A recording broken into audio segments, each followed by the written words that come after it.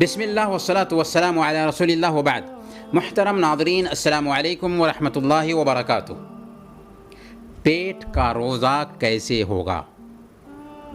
پیٹ کا روزہ یہ ہے کہ پیٹ کو حرام کھانے پینے سے روک لیا جائے۔ کتنے لوگ رمضان میں حلال کھانے پینے سے تو رکے رہتے ہیں، لیکن حرام کمانے میں لگے رہتے ہیں، سودی کاروبار کر رہے ہوتے ہیں، رشوت لے رہے ہوتے ہیں، باطل طریقے سے مال کما رہے ہوتے ہیں اور انہیں کوئی فکر بھی نہیں ہوتی۔ ہماری عورتیں بھی بچوں کے مستقبل کی فکر مندی میں جیون بیمہ کرا رہی ہوتی ہیں۔ حالانکہ مسند احمد کی روایت کے مطابق اللہ کے نبی صلی اللہ علیہ وسلم نے ارشاد فرمایا، درہم و ربا یأکلہ الرجل وہو یعلم اشد عند اللہ من 36 زنیہ۔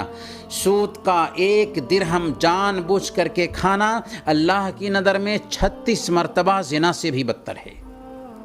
حالانکہ ایک وقت ایسا تھا کہ ہماری عورتیں اپنے شوہروں سے کہا کرتی تھیں، جب وہ کمانے کے لیے گھر سے نکلتے تھے تو کہتی تھیں کہ یا فلان اتق اللہ فینا ولا تطعمنا الحرام فإنا نصبر علی الجوع ولا نصبر علی النار۔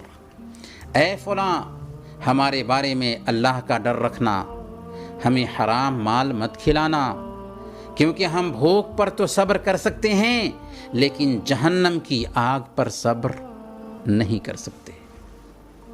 جی ہاں، حرام خوری ہمارے مال میں نہیں آنی چاہیے۔ اللہ والے تو شبہ اور ڈاؤٹ والی چیزوں سے بھی بچتے تھے کہ ایسا نہ ہو کہ ان کے پیٹ میں حرام کا لقمہ پہنچ جائے۔ ایک دن کا واقعہ ہے، حضرت ابوبکر صدیق رضی اللہ تعالی عنہ کا نوکر کھانے کا کوئی سامان لے کر کے آیا، اپنے مالک کو وہ سامان پیش کیا تاکہ حضرت ابوبکر صدیق رضی اللہ تعالیٰ عنہ تناول فرمائیں۔ حضرت ابوبکر صدیق رضی اللہ تعالیٰ عنہ یہ پوچھے بغیر اسے کھا لیتے ہیں کہ یہ کہاں سے لائے ہو۔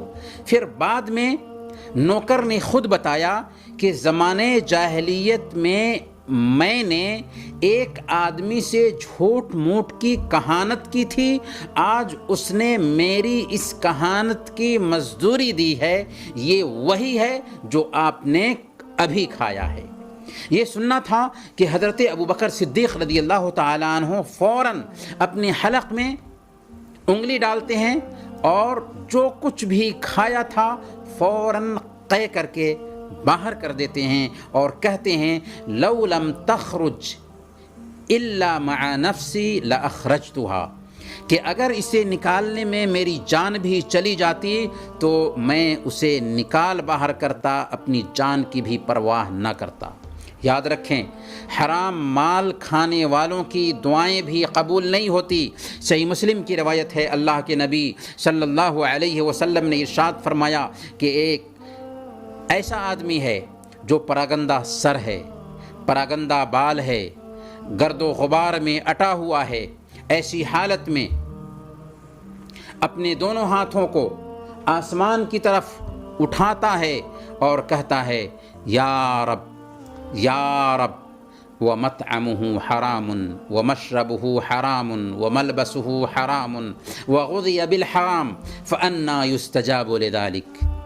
اے میرے رب، اے میرے رب، حالانکہ اس کا کھانا حرام کا ہے، اس کا پینا حرام کا ہے اور اس کی کمائی حرام کی ہے، اس کا لباس حرام کا ہے، تو ذرا بتاؤ آخر اس کی دعا کیسے قبول کی جائے گی؟ بلکہ